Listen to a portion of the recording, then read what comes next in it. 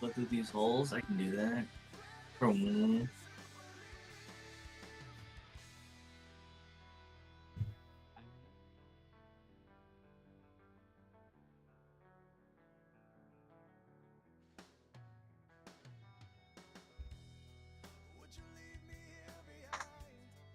Ouch. Assassinate. No one wants to play Assassination Bay. I do, brother. Huh? Oh, man, No one wants to play It's been a long Assassination. day. I do, brother. No one wants to play Assassination. You begrudgingly like it. No, I love it. It's great. You put dots up and stuff. Yep. He's our resident rogue, man. You gotta trust him. Hello. Does being a rogue make him trustworthy? Question mark. Yes. I've known him for years. He's not trustworthy. About rogue things. They got rid of Shadow Dust. I think rogues are happy. Who knows? I don't know what that is, but yeah. Like that talent. It's annoying They're, as they're hell. like slightly less mad. I don't know if they're happy. They're never happy. Wait, you've spent time in the Shadow Priest Discord? Oh, no, that's the rogues. Shadow Dust is the rogue talent. I meant they're never happy. True. I've talked to Ulti before, so I know how Ulti's always they are. happy. What do you mean? Ulti's He's a only pretty happy chill when guy. he's in the Whataburger line. It just means I'm drunk. Made Slice and Dice purely passive, it looks like. I can just take it off my bars, I guess. Really? What the hell? Yeah, For all the it's- for all the that's specs? case. Now it just grants duration instead of requiring existing. So I guess it just gives it. Ooh. Dude, these marks changes are so gas. You said they were cooking. No, you said they were good. Now they're bad. No, Make it- they're so good. Schrodinger's march But changes. I mean, Oh, okay. I don't. the other changes I don't know about, but the mark changes are really, really good. I don't understand your lingo. What the? I'm too young. They have cooked. There you go. See, that works. I understand that. Beans. All this hip Dude, talk. We've been nerfed. They added. I don't remember if this was actually taken out, but they added deals reduced damage beyond 8 targets to Thunder's Roar and Fury Unlucky. Fucking wonder your AoE is doing ridiculous The damage. Thunderous Roar. Thunderous Isn't Roar. Just the initial damage or the bleed too? Yes. I mean, is most of, like how do they put a target cap on bleed? Which probably on 8. Just beyond 8 targets, the bleed does less damage, I would assume. Hmm. I think it's how it works now too. I mean, Or worked in. I don't. Do Dragon's they Blood. already do that? Is that a thing? I thought this is either a nerf to warrior AoE or just like wording re-adding. But they're new effects on Wildhead, so I think they're re-adding these.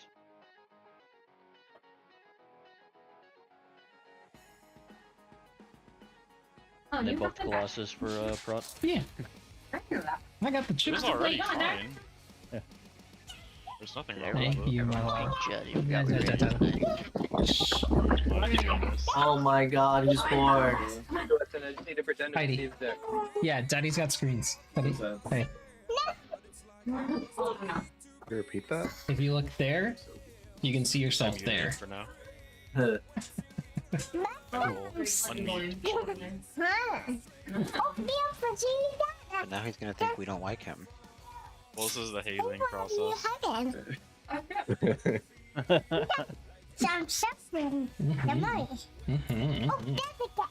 Oh, it's an egg. For sure. Happen to anyone besides Babylonius, though?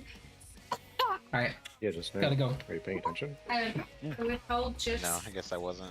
You should be well aware of it, or else She it had happens to you asked every night. over to- And she absolutely destroyed Yeah, I Of know. course. She had immense. At first it was like Alright, 5 chip, it 5 wasn't chip, and then I that was over, funny. she You was can literally calm down a little bit. like, yep, those are Daddy's headphones. We're going to run it back. What happened there? What's strong against Beast in Pet Battle? Let's see. Let's go run it back. If you used the add-on rematch, you would know. Why would I download a worthless add-on for things I'll never do? Because it's actually really useful for anything pet battle related, you know? Yeah, sure. Stop. Yeah, we need real content to come out so Tico can stop doing all this ridiculous shit. Hey, dude, I'm about to hit 14. It's gonna be great. I'm so proud of you. Hi, there's nothing That's like right thing Google. done. Oh. All right, it is time. Welcome back, everyone. We have just 3 bosses to cover today. 2 of them are going to be pretty quick. One because this egg boss just has no raid plan right now, and the last boss doesn't exist on video. So let us get into it, and then after the bosses, we just got a couple of announcements from officer team, some stuff for like prepping for next week, efficiency for gearing and stuff like that, if anybody, for everybody to know. So this is Ovanax. Believe this fight is right before Nexus Princess in the raid. Effectively what you're doing here is, this is Broodkeeper from Vault of the Incarnates. If you did that raid, the boss isn't really doing much besides giving you a debuff that you break eggs.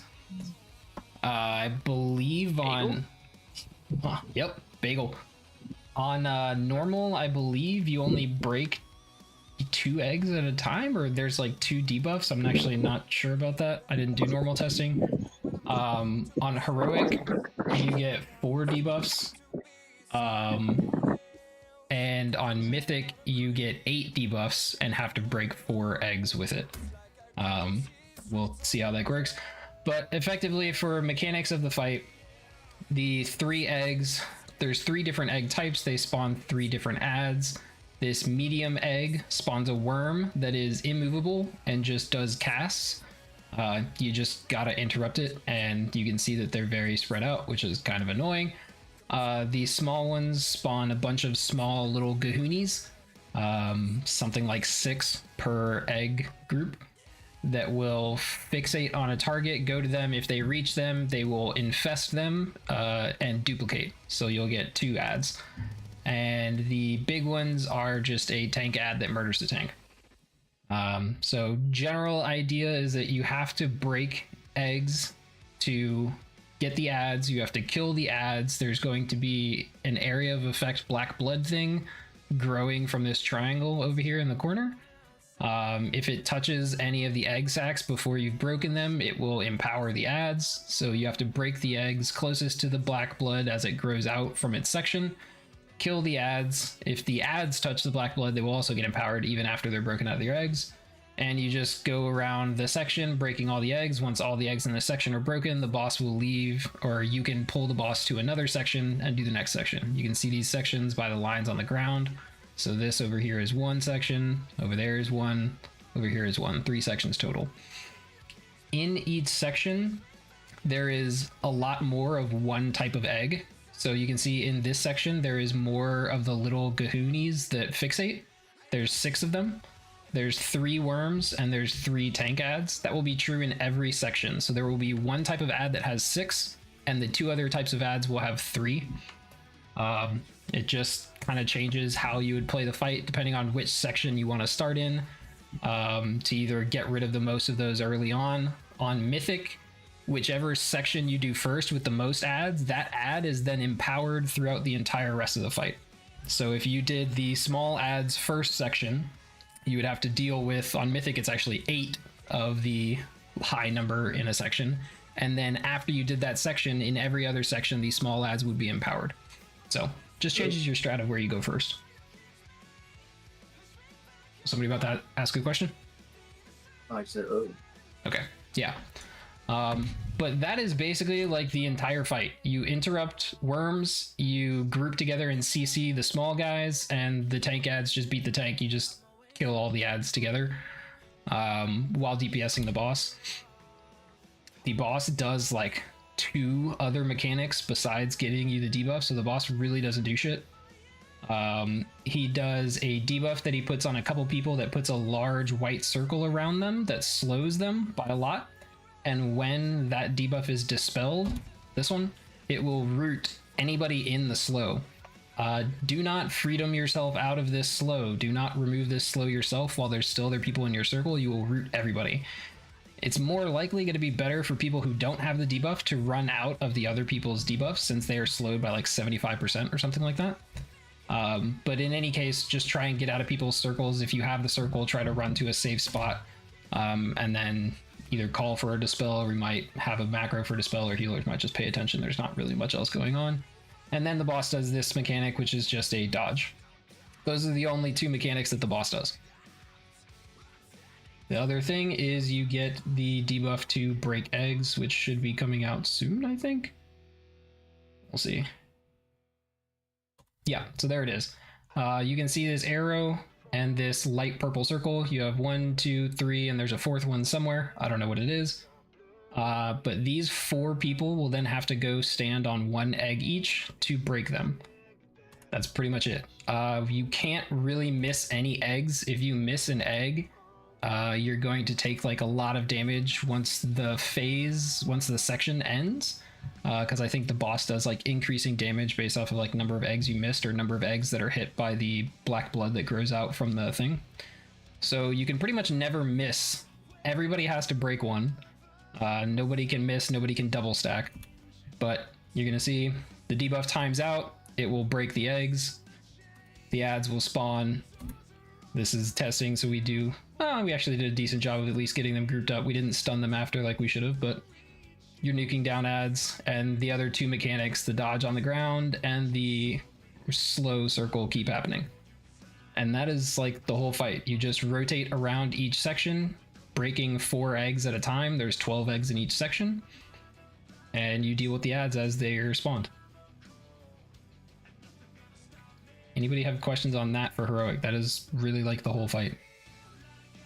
On the slow circle, so that's removed with like snare removal, or? I believe so, yes. So we have to be like really careful what we're using there.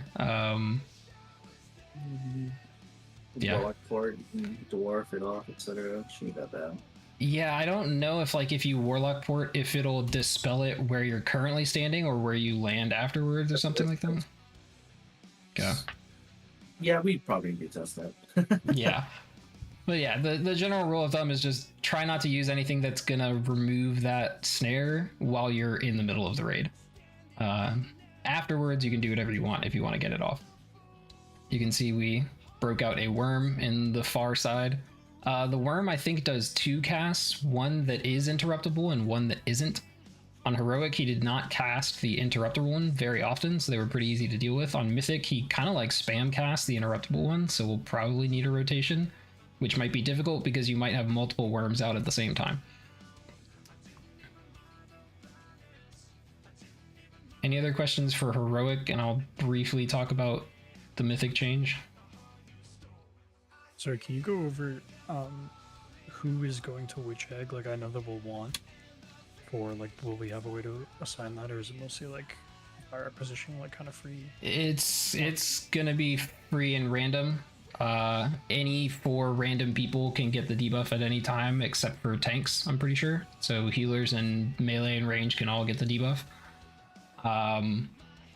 There was a weak aura on our mythic testing that we did that could assign you a raid color to go to. So that is likely something that will be used, is you'll be assigned a raid color. The difficulty with that is that you have to have somebody constantly marking 4 eggs every like 25 seconds of the fight throughout the entire fight to have people know where to go, right? Because if you get an icon that says go to orange but nobody's marking an egg for orange, then you don't know where to go. But that is likely what's going to happen. So and I think that weak aura did like prioritize melee to certain colors, so if we have the boss tanked near certain eggs, those should be marked with certain colors so melee don't have to go far, yada yada. Any other questions?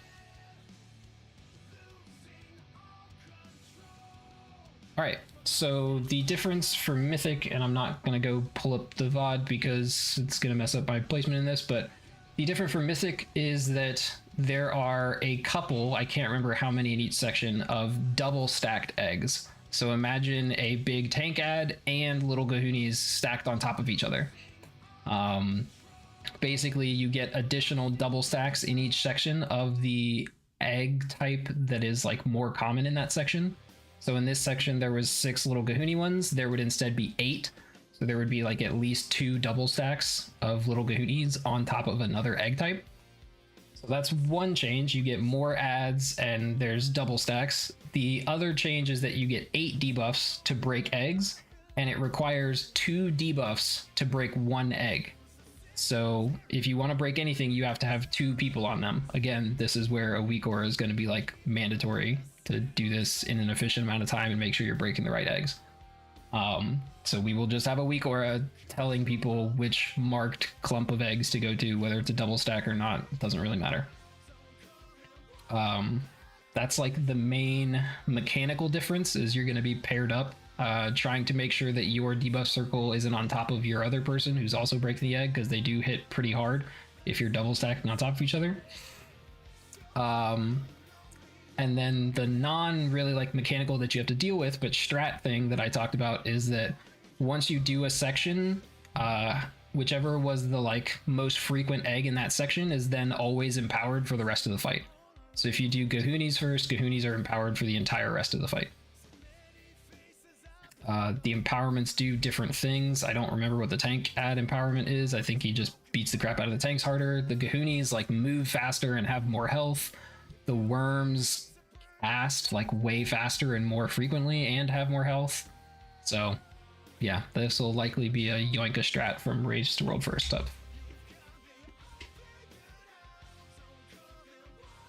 Any questions? It's funny. I think the tank adds, when they get empowered, they put a heal reduction on the tank. Yeah. On every tank hit they do, which is fun. Tank stuff. That's not my problem.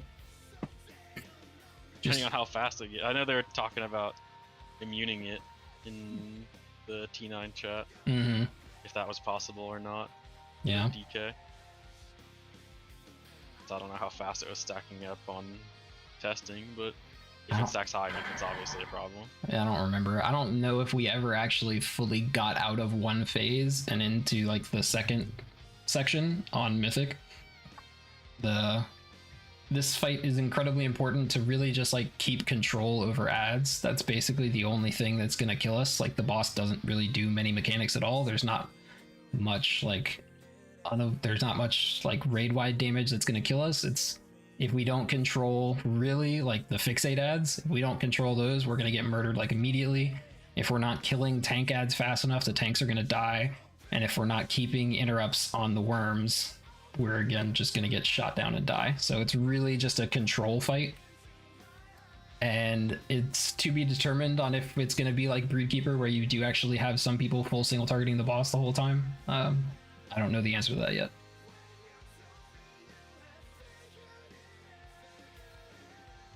All right, on to Silken Court. Oh boy. Which is a banger of a boss. All right, second and last boss, 2 target boss the whole time. They can spend the fight stacked a lot of the time, but a decent amount of time not. It's probably like 50% of the fight they're stacked, 50% not. But basically the way this fight works is that there's 3 phases with an intermission between each phase, and in each phase one of the bosses has like a signature mechanic that you have to deal with, and then there's a couple of other mechanics that aren't really that hard. It's just like dodge, spread out, control adds type thing. So in the first phase, the signature mechanic is the Tank Boy boss, which, by the way, the Tank Boy is movable. This guy is not. He's going to port around the room every like 30 or 45 seconds. This guy you can actually move, so you'll be pulling this guy to the other boss. The main mechanic of the first phase comes from Tank Guy, which he is going to do a charge across the room at a certain point. He does it twice in the phase. And when that happens, you have to make sure that you have this like web tether. You have to make sure that he charges through the web tether. If you don't, he will reach the other side, hit the wall, and kill the whole raid. So that is the main mechanic of phase 1 that we'll see eventually. We're going to see a bunch of the minor mechanics first because they all happen beforehand. This is one of the minor mechanics. It's just a debuff on a lot of people. You just spread out. and it puts a dot on you for a while. The boss is jumping away right now. That was Skittering Leap. Of course, I missed it, but he should be about to do it soon. Top boss, yep, Skittering Leap. Boom, jumps away. At this same time, this boss is going through his rotation of mechanics. So he's going to do Call of the Swarm, which spawns small ads, which I'm not sure if it's on Heroic or just Mythic, but they take like 80% reduced damage when they have initially spawn, and then they take more damage as time goes on, so you kind of want to CC them and then kill them later. Not sure if that's just Mythic or Heroic, but that's just something to know. So he casts Call of the Swarm, then he immediately will do a frontal. Not sure if it's targeted at one person or like largest group of players, but immediately does a frontal. Targeted at players, not the tank. And then the, what is it, web bomb spawn? Yeah, so then the web bombs spawn. And that's going to be like the rotation that happens every time. These web bombs are how your players are going to get the threads connected between them. Basically what happens is anybody who's standing in this gray area, when somebody touches the middle, is going to get tethered together.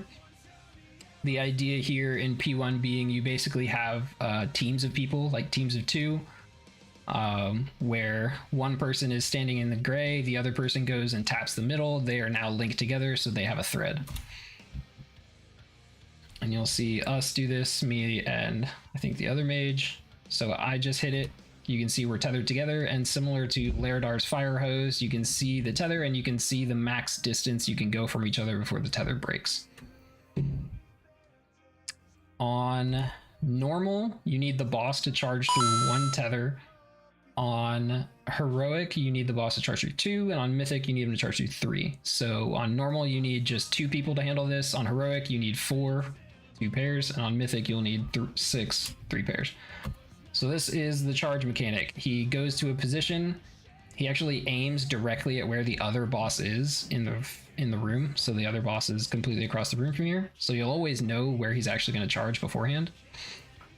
So he goes, burrows to his position, and then starts his reckless charge cast of like 6 seconds. And you see this giant orange lane. That's where he's going to be charging through.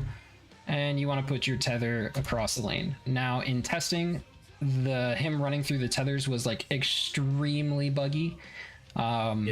Sometimes to where like if you were both standing outside of the lane, it just wouldn't count.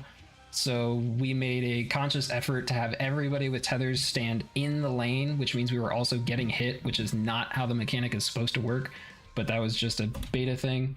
But you can see we have our tethers here. We want the tethers to be spread apart because there was also a bug where if the 2 tethers were too close together, it would only count as 1 hit. But he charges through the tethers, and our second tether did not get fully across the charge lane, so he ended up hitting the wall and nuking us. But that is the like main mechanic of P1 that you're going to have to deal with. All the other mechanics are kind of just minor mechanics. So here we go again. We have our tethers. There's also a bug where sometimes the tether would go towards the boss for no reason.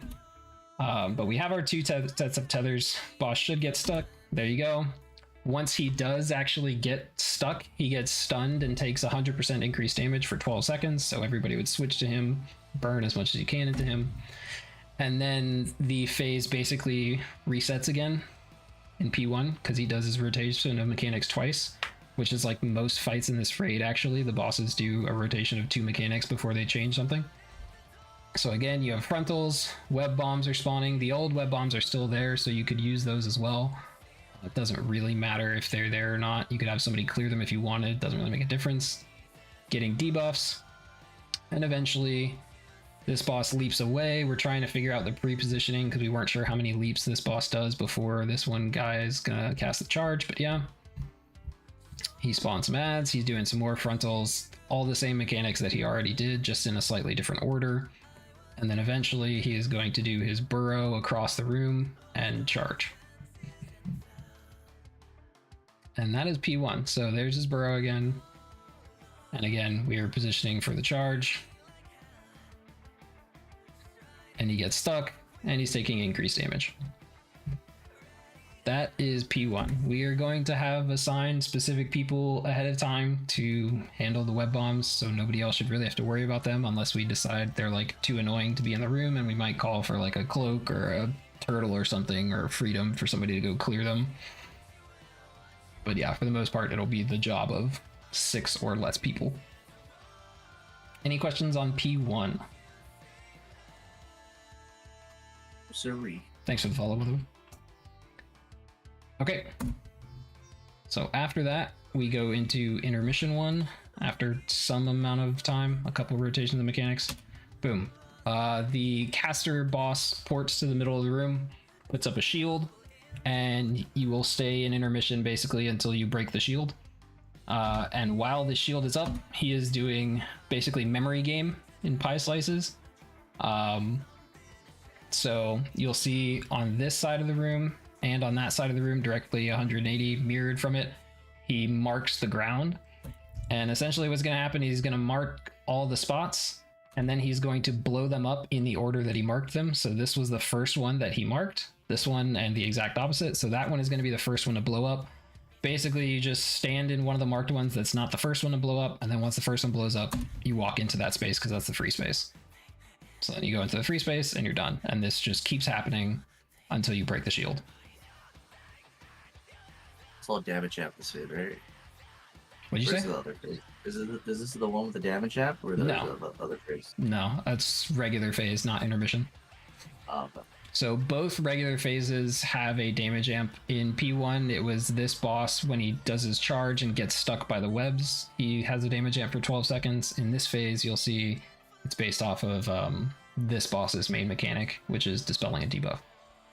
But yeah, that's all of intermission 1. I think he also does like a pulsing AoE damage to everybody every like 12 seconds or something that also leaves a dot and increases in damage every time he does it. So you're taking more damage the longer you're in the phase, but blah, blah, blah, break the shield quickly. Any questions on intermission 1? All right, now we're in P2. So now we have a different set of mechanics that are going to happen. You still have boss frontals, but you're also going to get this boss's frontal, which looks exactly like his intermission line thing. The boss is now like void empowered, so he's casting void bolts. And the main mechanic of this phase, I don't know if it already went out. I think it's about to. But you're about to see like the two mechanics that you have to deal with in this phase. The boss is going to port somewhere, casting Void Step, and then he is going to pull every player in the room to him, and every player is going to be linked by a thread to another player, just like the assigned people were in P1 when they broke the web bombs. But now everybody's going to be linked to each other, and you just have to get away from the boss because he's going to do an AoE in 20 yards and break your tether with the other person. So you'll see this coming here. I'll get sucked. I just alter timeout. He's doing a giant AoE. Everybody breaks their tethers. Okay, so that's generally it. Whenever he void steps, he's likely to do that, or when he void steps, he's going to do his mechanic in the middle of the room, which is what we'll talk about now. So the other main mechanic of this phase, which is the one that has the damage amp involved, is that this boss, the charge boss, puts debuffs on heroic 3 people, on mythic 5. I don't know about normal. Those people, you can kind of see it here. This person has like some bugs swirling around them. This person has the debuff. So what it does is it increases your damage taken by 50% and it lasts forever. When you're dispelled, it jumps to the nearest player or to the caster boss. If it jumps to the caster boss, the debuff duration is reduced to 12 seconds. If anyone, player or the caster boss, gets 3 stacks of the debuff, or all of the stacks on whatever difficulty, 3 on heroic, 5 on mythic, they will get stunned and take 150% increased damage for however long it is, 6 seconds, 10 seconds, something like that. The idea is that you put all of these debuffs onto the boss when he does his cast that will wipe the raid, like a 12-second long cast. So you have to get all the debuffs onto the boss before he finishes that cast so that he will get stunned and not finish the cast and not kill you, and he will also take increased damage. There's like 2 main ways to deal with this. One is that you single dispel over time so that you're getting as long of the debuff on the boss as possible for as much damage increase. That's going to be pretty hard to coordinate, especially on like first week, first time seeing the boss. So what we are going to do instead is probably what we did on testing, which is you always know where the boss is going to be when he casts his big kill the raid ability. He ports to the middle of the room. Effectively, what is going to happen is we're going to make sure nobody else is in the middle of the room except for the people with the debuff. And you can even see that we have markers down here. Unfortunately, we're tanking the boss and the other boss in the middle of the room too, which we shouldn't be. But you have blue, green, and orange for the people to stand on with the 3 debuffs. It looks like that's Dr. Pipe, Toth, and Clandon. And we're just going to mass dispel. And they will all jump from the players to the boss before the cast ends. And then the boss is now stunned and taking increased damage. And so we do him, or disoriented, whatever you want to call it. But that is generally how we're going to handle the mechanic, because trying to do it the way where we like maximize the length of the debuff on the boss and maximize damage is going to take very specific positioning and timing, which is going to be pretty hard to do, especially the first time seeing the boss. I don't think it's going to be worth it. I think it's going to cause unnecessary wipes. So for the sake of ensuring that we kill all bosses on first week to get as many tier tokens as possible, we're going to do the simpler strat. If we determine that we do need the damage, we may have to change it up, but more than likely we will find damage in other places by just people learning the boss better. And that is P2. Again, you're just going to get the same mechanics again in a slightly different order, at slightly different times, but that's pretty much it. The boss sucks everybody in, links them together, you run away from the boss, you break their tether. The other boss is still spawning ads, and then you have the Dispel debuff to deal with, which looks like that on Mena over there. You are swarmed by little bugs. Any questions for P2? Thanks for the follow, by the way. Yeah, did you say that the debuff can't be dispelled onto the other boss? Correct. Okay, so making them in the middle is fine then together? Or yes. Did not want to do that? I think you just meant like, you know, if there's more players just standing around, that might be an accidental. Yeah, that's the danger. Theoretically, tanking the other boss on top of this boss in the middle is the right play for damage. They will be stacked. You will be able to easily switch between the bosses and everything. It's just kind of unfortunate for this video because you can't see exactly what we're doing, because this is like the 3rd time we tested this boss, so we had a pretty good idea of what we were going to do.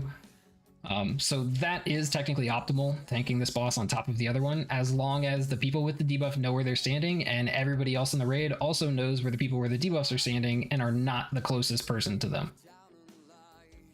Gotcha. Any other questions on P2? Again, just like almost every other boss in this raid, and just like P1, you will do the rotation of mechanics twice, so you will have to do the whole dispel in middle thing twice. It is in a very different order of mechanics the second time. The second time around, the people with the debuffs will have to hold the debuff for a lot longer than the first time. I think the first time from like when the debuffs come out to the last moment that you could dispel is like 24 seconds. The second time around in the phase, like right now, it's like 45 seconds. So those people will be taking 50% increased damage for that entire time. It might be worth it if that's a really weak class or somebody who's already used all their defenses for them to call for help and get it dispelled to another player. They would just have to kind of go out. We didn't have to do that on testing. What's up, Tico? If you have the dispel on someone, just dispel on Warlock or something that's tanky, Warlock DK. Yeah, I mean, it'll be similar to Lords of Dread, where you just like call for help or something like that. Yeah. Or for Axe Seeds if you need to just switch at some point. Did you say, can you like, if you have the debuff, can you just like bubble it off if you're a paladin or something? Mute it? I don't know. We'll probably with someone else. I didn't try. Or just like dwarf, right?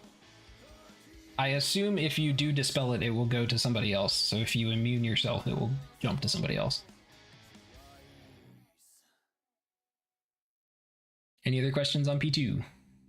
What if you pre-immune it? I feel like we tried that, but with it only being like 3 people out of like 20, it was like really hard to see if it made a difference or anything. Well, you need the debuff to. Yeah, you also don't want it to not be there. Like you will die. I assume there's a thing where can't pre-immune it. If you could pre-immune it, that would be very bad for you, and you wouldn't want that to happen. So He said you needed all 3 on the boss. you need all the stacks on the boss. Yep. So he's doing his cast now. He did a different set of rotation of mechanics for the second time around. So he actually ports to mid, sucks us all to mid, we run out, and then he does his AoE cast. So we have to make sure nobody runs back into the boss or it'll get dispelled onto them. But you can see Mena, Ulandes, and Toixic are on the 3 marks in mid. The Mass Dispel will hopefully go out on them. It looks like it missed one person, but we single dispelled him, and now the boss is disoriented. The strat on Mythic will obviously be different, but we're not really going to talk about Mythic now because Mythic is an entirely different fight. Any other questions, P2, before we go intermission 2? All right, intermission 2, basically the same thing as intermission 1, but with a different mechanic that you're dodging. Boss has a shield, you got to break the shield. You get spike rings, like Kurog from Vault of the Incarnates. Hell yeah, brother. If you get spiked, you get spiked, and we would have to break you out or you'll die. So you're basically just constantly moving, dodging, and DPSing the boss. Actually, it looks really cool. It's a really fun phase.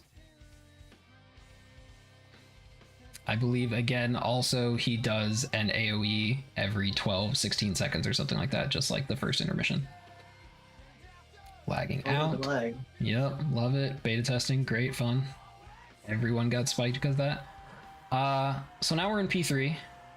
P3 is a combination of P1 and P2. So you get the charge mechanic, where the boss has to be webbed by charges, and you get the dispel mechanic.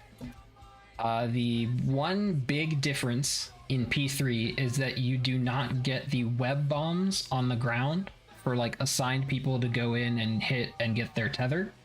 Instead, in P3, you will have to use the tethers that you get from the void boss sucking you in and linking everybody together. So instead of everybody immediately breaking your tether, likely what will happen is you will have nobody break your tether until you can tell like who needs to keep it, or you just have everybody keep it and everybody stand in the charge.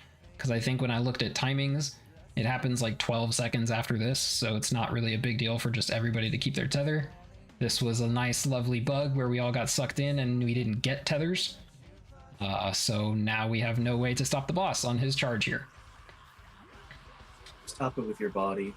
It will still kill you anyway. But yeah, that would be the idea. The other boss does the suck in and links everybody together. You then use those tethers to stop the boss charge. While you are tethered, you are taking increased damage. So if we just do decide to have the whole raid save their tether, that's a good time to use a defensive. And then once the boss does his charge, you can immediately break the tether with your partner. And that's pretty much P3. It's just a combination of the other ones. You're still going to do like the dispel, mass dispel in middle. But the rotation and like timing, at least on heroic, they were like very spread out. So it's like not really a rush of mechanics or anything. Of important mechanics, I should say. Anybody have questions for P3?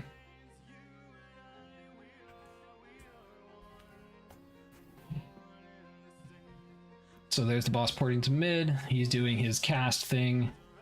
We got the 3 people in mid. The mass dispel should hopefully be coming.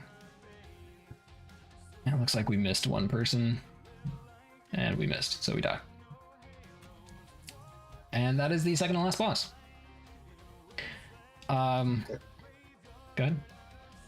Oh no. I don't really want to spend a lot of time talking about Mythic. It's like massively different. It's like comparing Heroic Tindral to Mythic Tindral. But basically the main difference on Mythic is that throughout the entirety of the fight, how do I best explain this? At the very start of the fight, you split your raid in half, and the 10 closest people to each boss get a color, blue or red. So now your raid has 10 blue and 10 red. Blue and red can never touch each other for the entirety of the fight. So you will do all of this fight without ever coming within 5 yards of somebody of the opposite color. And every time a raid-wide damage event occurs, which there's quite a lot of them, you will spawn an orb of your color, and somebody of the opposite color has to soak your color. So you will have to rotate with the red and blue people without touching them. It is basically Sire Denathrius P3 throughout the entirety of the fight. It is going to be very hard. Yeah, we will see Race to World first do it, and we will yoink their strat. I think I know what they're going to do, but there's not really much point talking about it. They're going to get to it way before we do. Okay. The last thing we have is the final boss. I've got some explanations here of some of the mechanics. Definitely don't treat this as a raid plan or a strat. This is just to give visuals to some things. But we can just briefly go over them. Obviously, there was no testing on this boss, so we will see it live. We will do our best. This boss is kind of like Zymox from Sepulchre, if people did that, where the boss is going to spawn rings. In P1, the rings go outward from the boss. In P3, the rings come in from the outside. And the idea is you have to use some mechanic to help you not get hit by the rings. In P1, that will be players at a certain point in time will get a debuff that they will run out and drop. And when they drop it, it'll basically create a bomb. When the ring goes out, everyone in the raid will split evenly between however many bombs there are. We don't know if there's 4, 2, 3, whatever. You'll split evenly. You'll stand like inside the circle, and one person will go and actually touch the bomb. Just like on the previous phase, the people getting the tethers in P1, one person has to go touch it, the other person just has to be in the circle. So you'll have like 5 people in the circle, one person will go touch it, it will knock all of you into the air, and the ring will pass under you.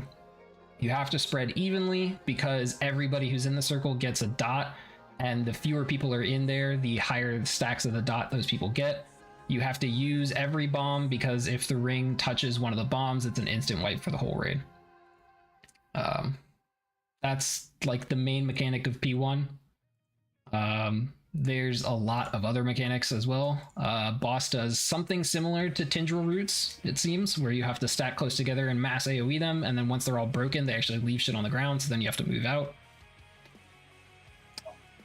Boss does something called Web Blades, which targets a player, and it's not clear if it like slowly moves at them or if it's like a Remornia line like charge through you really quickly. But if anybody else is hit, they take a ton of damage and stuff, so those people will have to like get out and either kite it away or just like point it away from the raid. And then you have an intermission. This boss's phases are very similar to Varrock. There's a P1, there's an intermission with a shield that you break, there's a P2 that has ads, and then there's a P3 with a bunch of shit going on. Intermission, boss gets a shield, and every some amount of seconds will suck everybody towards him. You can't get sucked into the boss, you'll die. Players must be spread like 3 yards because you take constant like pulsing damage. And everything ramps slowly, so you gotta break the shield quickly. And there's also waves of shit to dodge on every increased damage ramp. I didn't make any drawings for this because I have no idea how it's going to look, but basically P2 is an ad phase where you're going to split your raid 50-50 and go left and right, jumping onto platforms similar to Razaget's intermission phase. There's a bunch of different ads that you're going to have to deal with. Most of them cannot be stacked on top of ads of their same type. So the casters that you will interrupt can't be stacked next to other casters. Tank ads can't be stacked. These expellers can't be stacked. But basically, there's a caster ad that you interrupt. There is the worshiper ad is likely highest priority. He shields himself and the boss and does a raid-wide wipe cast that has to be interrupted. You can't interrupt it until the shield breaks. So those are likely highest priority. Tank ad is just a tank ad. Expeller ports around the room, targets a player, and will cast a beam at that player and hit anybody for a crap ton of damage and knock them all back if they're in that beam.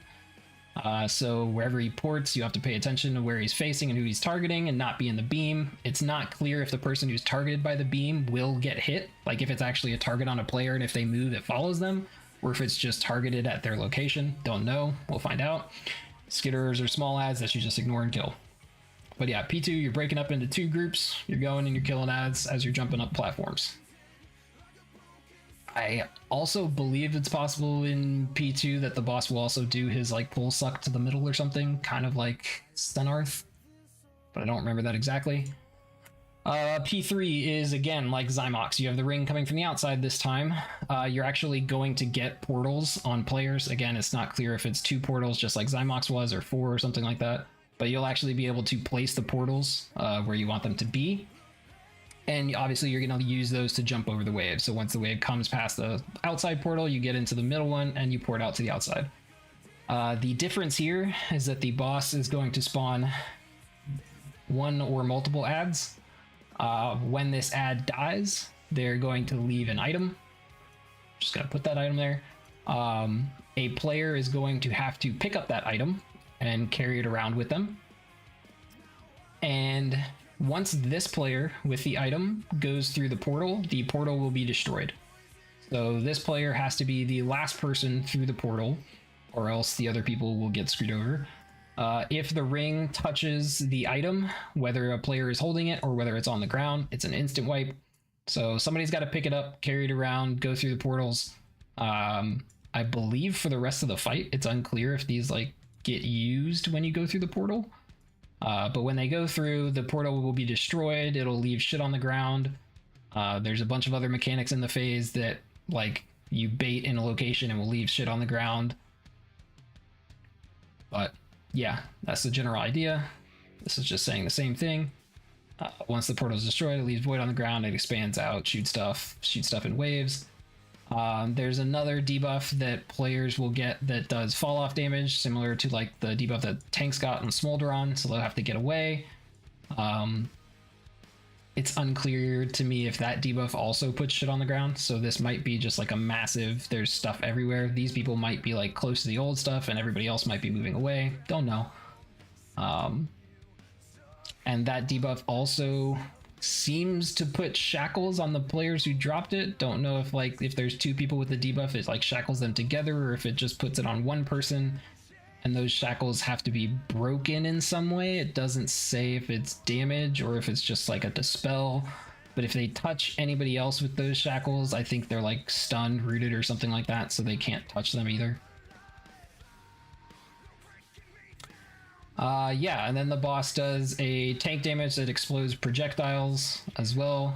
The boss puts I think it's the same mechanic, puts a debuff on the tanks that when they drop it spawns ads, and the ads like I think walk to the boss. You gotta kill the ads. When you kill the ads, they leave shit on the ground. He does the same web blades from P1. And after he does 4 rings, we instant die.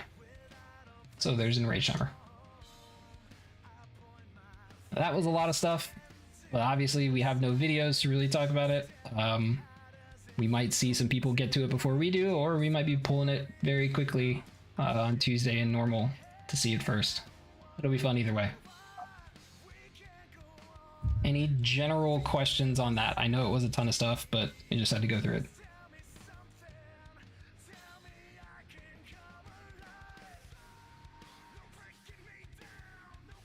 Nothing? All right. I need videos, okay? Thank you. Well, we don't have one. There is the Ready Check Pull video in the boss channel. I highly recommend everybody go watch it. It'll probably do a better job explaining. It has better visuals than what I put in this stupid raid plan. So yeah, please go watch that. Did the orb say anything about like immuning and then walking through the wall? I assume that would still break it, right? In P3? Immuning and... Wait, like doing... immuning the item or whatever that drops from the ads, like the little orb thing. Turtle and like walk through the wall. So... Not destroy the teleporters. I don't know, but I think the easier way to do that would be to have a mage or a warlock pick it up and blink over it, because that's what I've been thinking this whole time. It's like, why can't you just have mages and warlocks handle this entirely? Yeah, or you do all of it. Yeah, it might be like necessary to go through the portals with the item if it like gets rid of the item for you, so that you don't have to deal with that item anymore. Like that would be a nice thing.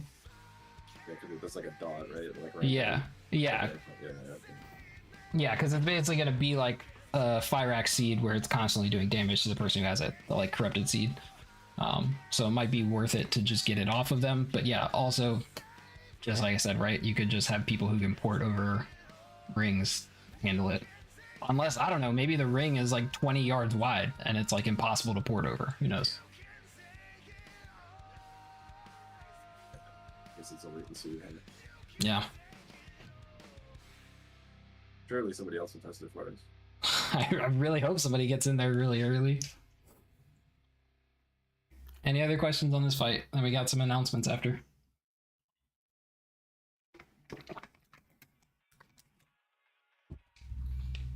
All right. Announcements it is then. Thank you all for coming to Lost Reviews. First announcement is just about, these are in no particular order, so sorry if they don't make a lot of sense in the order they're in, but expectations for Raiders gearing going into Tuesday, normal and heroic. We expect people to have a minimum eye level of 585. Reason being is that is completely attainable by just doing heroic dungeons to the crest cap and then crafting the gear with those weathered crests. You can actually get 586 item level doing that. That does not take any rep grind or anything like that. So 585 minimum eye level. I think like 17 people are already over that based off of what they last logged off at. Not really hard. If you need help running dungeons or queuing quickly, I'm sure there's plenty of people who can help or have alts who would like to gear up their alts as well. So work together on that. We do expect people to have rank 2 enchants or gems for heroic week. They should be relatively cheap, shouldn't really be a problem. I think the most expensive one is the weapon enchant, and it was like 15k. So yeah, we'll update the requirements for enchants and gems for Mythic Week when that comes. It's likely to be maybe rank 3 of like the cheaper enchants or something like that. We'll see how that goes. I've got some pointers on efficiency for Tuesday for people who are going to be able to play right when patch comes up, but we'll get to this in a second. I did want to mention that I know we did do boss reviews of all the fights here, but these were not in a lot of depth. Obviously, we moved pretty quickly, like 10 to 15 minutes per boss.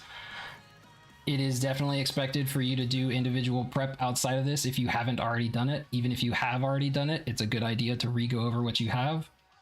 Any planning that you have as far as movement, offensives, or defensives, it is in our expectations of the team that everybody has a plan for their defensives going into every fight. So please do your individual prep if you haven't already done it. And if you have already done it, go over it again, make sure it makes sense. We will be providing flasks, DPS pots, and health pots for all of the raids. Currently, DPS pot cauldrons take a massive amount of concentration. We may not be able to supply rank 3, depending on how many we need for 2 raid days, but we can certainly supply at least rank 2, potentially, for normal on Tuesday, and then rank 3 after that. We will be supplying those. We will be supplying health pots at rank 2 currently. The difference between rank 1 and rank 3 health pots is very minimal. Health pots also heal for like 80% of your health bar. They are massive. So we are definitely going to be supplying all of those, and people should absolutely use them. They're basically a lay on hands. We have new updated armor stacks based off of people's changing couple classes. Tyleaf went Shaman, Sequoia's Evoker, and we have Chica as a trial. The last one had Dradog in, but he has since dropped off. So these are what our armor stacks are looking like. It's basically 2-3 in every group. And I'll talk about this in a second. One other thing to note before I get into like efficiency of doing armor stacks and stuff on Tuesday is it is likely a good idea to not send the carved crests until after raid. You could send them on Delve gear. I think it's card crest for Delve gear, but Delve is at the lowest item level of the track of gear that it's on, so it would be better to spend it on like heroic gear or whatever you get that will likely be at a slightly higher item level. So although it would boost your power for next week's raid, it is likely not a good idea to spend those crests on that gear because it may be wasted, but that may be updated. Any questions on those things before I go into stuff to do next week? Okay. For efficiency for next week, likely the first thing you can and should do that'll take almost no time is the world boss. If there is a world boss, I'm pretty sure there is one. But it'll drop 603 eye level gear, which is the highest gear that you can get from any repeatable content or anything next week. So number one, world boss should take 5 seconds unless the whole realm lags out, which it probably will. The second point is that there's been a lot of talk between like Delves and Mythic Zero. You will have to level from tier 3, which we are currently at, to tier 8. But you can do that actually very quickly in the Waterworks Delve. That is the fastest one. Some people have said that it takes like 3 minutes to do that, which if you have to do it 5 times to get to tier 8 is only 15 minutes. So that's extremely fast. The second fastest one would be Takrathon, I believe in Hallowfall. The reason it's important for having these and having a potential second or third fastest one to do is because you should not do whatever the bountiful delves are before you get to tier 8. I know that it's different between actually spending your coffer keys at the end versus not, but apparently if you do a bountiful delve, and even if you don't spend your coffer key, that delve is no longer bountiful for that day, and you only get 4 bountiful delves a day. So you basically just lost a piece of 603 eye level gear for that day. Obviously you can get it later on another day because you're going to be limited by the number of keys you have versus the number of bountiful delves you can do in a week. But you should not do a bountiful delve before you get to tier 8. So whatever delves are bountiful on that Tuesday, pick one that isn't. Hopefully Waterworks isn't. Spam it until you get to tier 8. And then do the 4 bountiful delves and use your keys at the end. You'll get 603 eye level piece of gear from each one. You should be able to have, if you did early access, 13 keys. If you didn't, 12 keys, like on Tuesday, if you do like the world events and stuff that give you the 4 keys for next week. So that is 12 or 13 pieces of 603 gear. Obviously that will be split over 3 to 4 days because you can only do 4 each day. But that is going to be your highest eye level gear that you can get, and you can get a ton of pieces from them. So that is vastly better for gearing than Mythic Zero. Mythic Zero drops at 593 eye level.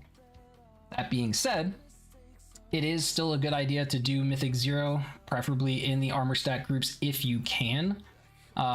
Most importantly, targeting any useful trinkets or weapons from Mythic Zero. The other gear you don't really have to worry about. Between the delves and normal and heroic raid, you're gonna have pretty much full gear from somewhere. It's very unlikely that you'll be missing too much from Mythic Zeros. But you should, if possible, go through 3 things. Try and do your Mythic Zeros with your armor stack. If you can't do it with your armor stack, if people are going to be missing, try and do Mythic Zeros with any other guildies who can't do it in their armor stack. And if neither of those are possible, try and do Mythic Zeros with just any randoms. It's more important that you do Mythic Zeros targeting your weapons and trinkets, since it's on a daily lockout, than it is to do it in an armor stack. Again, these are very low priority in the list of things. They are like the last list of things that's important to do, but since they're on a daily lockout, it might be important to go and do them before you do like delves or something, because the lockouts will reset.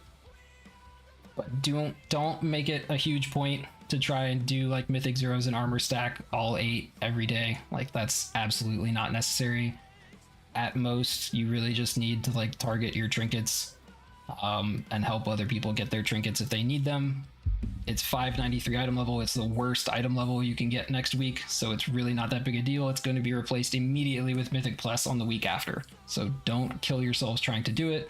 But if you're going to do it, try and coordinate it as best you can to get into some good armor stacks to help the raid team out.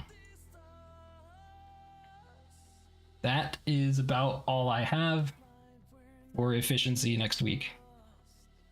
Any questions or other thoughts, or does anybody know anything else that I didn't list?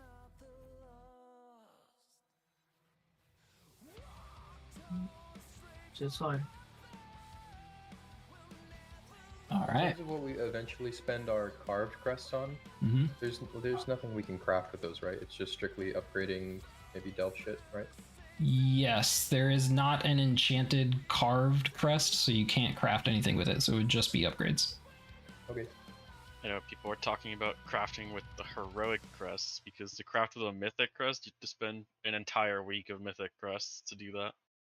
And is it the case with the heroic crests, just like with the weather crest, where it's cheaper crest-wise to craft than it is to upgrade? Should be That 15 I'm cheaper, not yeah. sure. I don't know, but probably.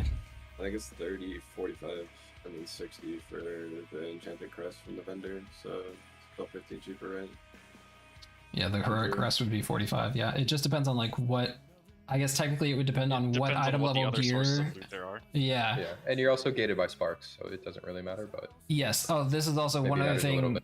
This is something that I didn't actually mention here that is a good point to bring up. Unless you 100,000% know that your crafted item is not going to change at all, you should not craft something with a spark heroic week. And that's like, Snake lips. yeah, don't be snake. Pretty much nobody should do that because even if you're 1,000% sure, there's really no reason to not wait anyway.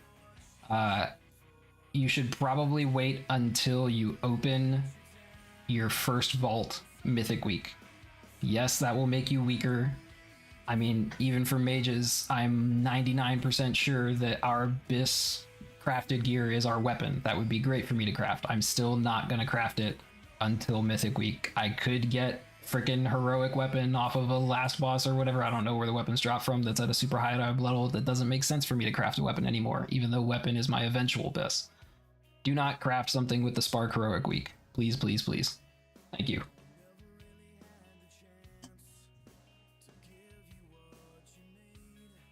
Anybody have anything else?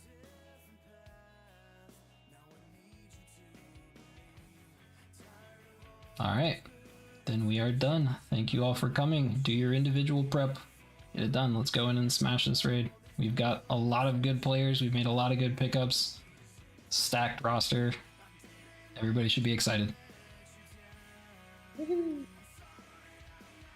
right, you are free to leave. Thanks, everyone. Yippee.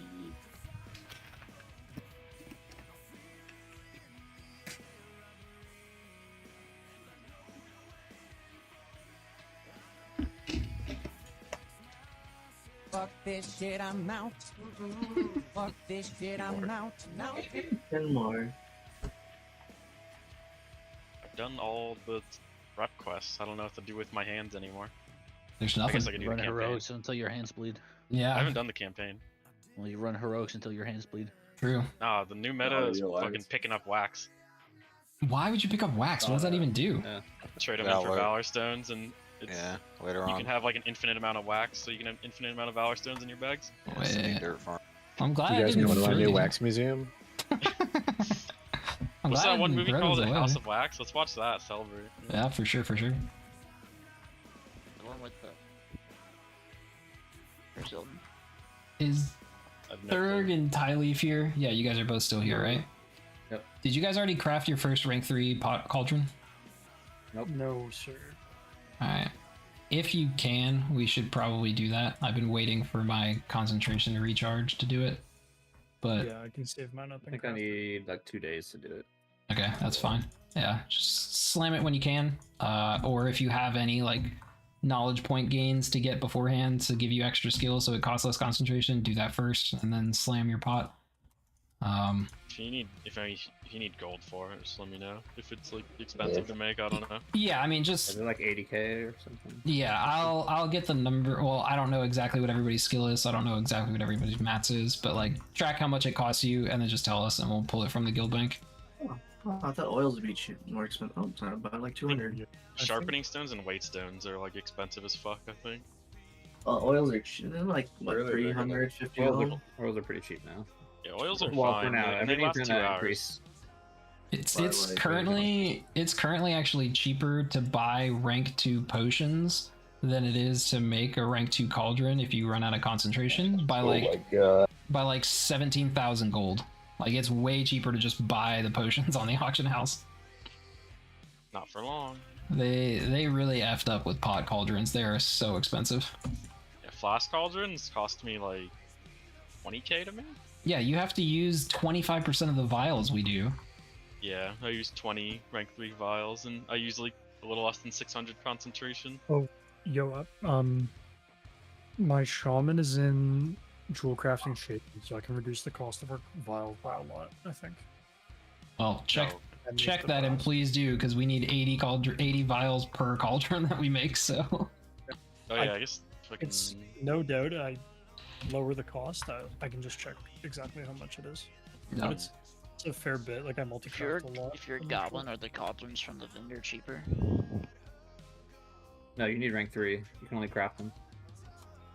no, he said the cauldrons, the vendor mat for 57k. I have no idea. I thought you meant the vials. I have no idea. Maybe. It would save you like what, 5,700 gold? Is it 10%?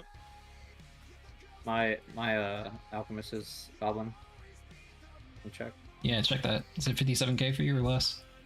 Oh, yeah, I forgot. that I mean, we- it doesn't matter for I did anybody make else, the 'cause good it's- feast, by the way. So Nice. they're the primary stat ones. So if you need the secondary stat one, I mean those feasts are cheap. So I can just buy them, drop Yeah. those too. But Surely secondary stats aren't better than primary this early in the expansion. Shark said for some people it's better, but I mean I've already made more Mastery of the for hardy that. feasts for primary stat. So as long as you don't miss it, we'll have it the whole raid. As long when I drop them. Did you get the recipe? You don't need the recipe. I just buy the feast. It's cheaper than making it myself. Like it's actually a loss, like a big loss to make them myself. So I can just stockpile on the feast and then convert them into the hardy feast. Each hardy feast is like 5-6k. Like the feasts are 300 gold ish, and I need 10 of them. So yeah, 3,500.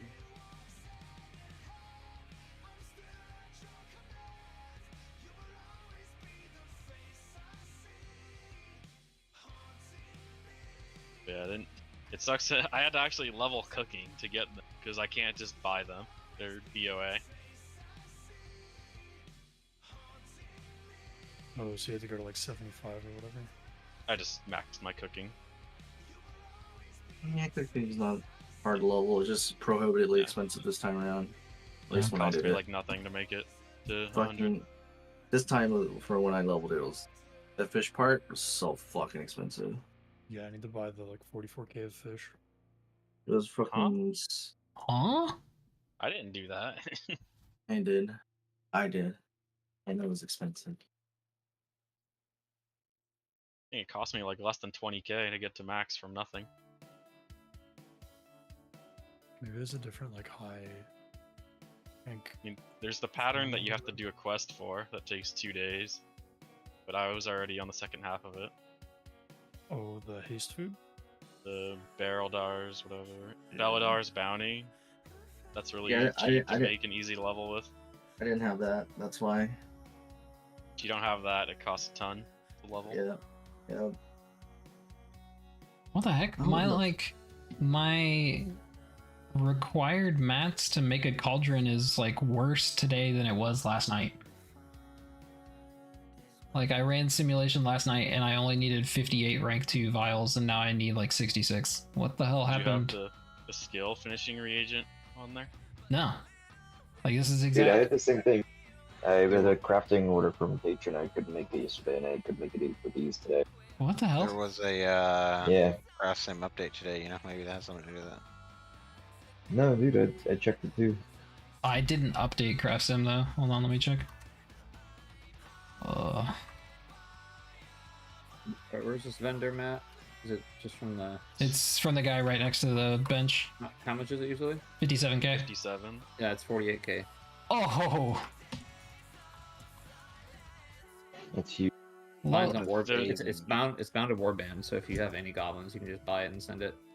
Well, I thought the reagent is BOP, and then it becomes bind on Warband when you make the cauldron. It says it's bind on Crystal Warband Forge- from the reagent. Crystal Forge Cauldron. Yeah, I'm looking at it right now. Yeah, it's definitely 48k for me. Yeah, so do we just like go make goblins level 1, port them out here and like buy Yeah. it? Probably. I'll fucking do it. I don't care.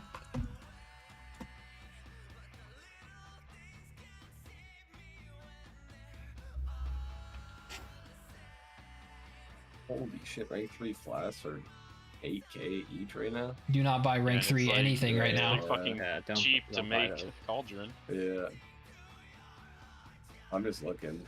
Yeah. There's some cheap 2-star. I mean, 700 gold a pop. I guess isn't. No, I mean, you're gonna get rank 3s from the cauldrons we drop, so. Yeah, I know. I'm just thinking of like other stuff just to make the first few dungeon clears easier or whatever, right? Yeah. I don't want to have some stuff.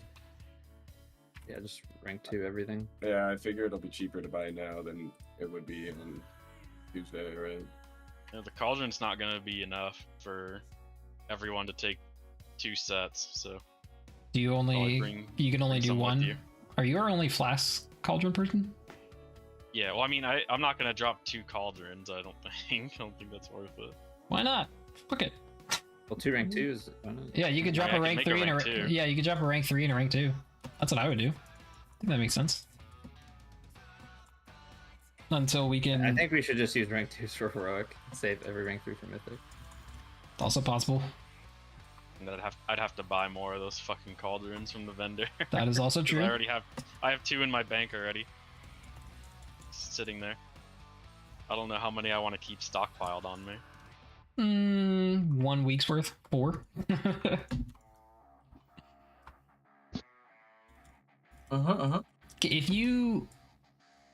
If you drop the cauldron, get the reagent back, how much does the reagent sell for back to the vendor? Like, Probably like nothing. I was gonna say end of tier. Do we like recoup our gold or no? Well, I mean, it'd probably be an end of expansion is when they're not relevant True. anymore. True. But yeah, not like they're that expensive anyway. All right, I am hopping off for a bit. I should be back on in probably 30 minutes to an hour or so.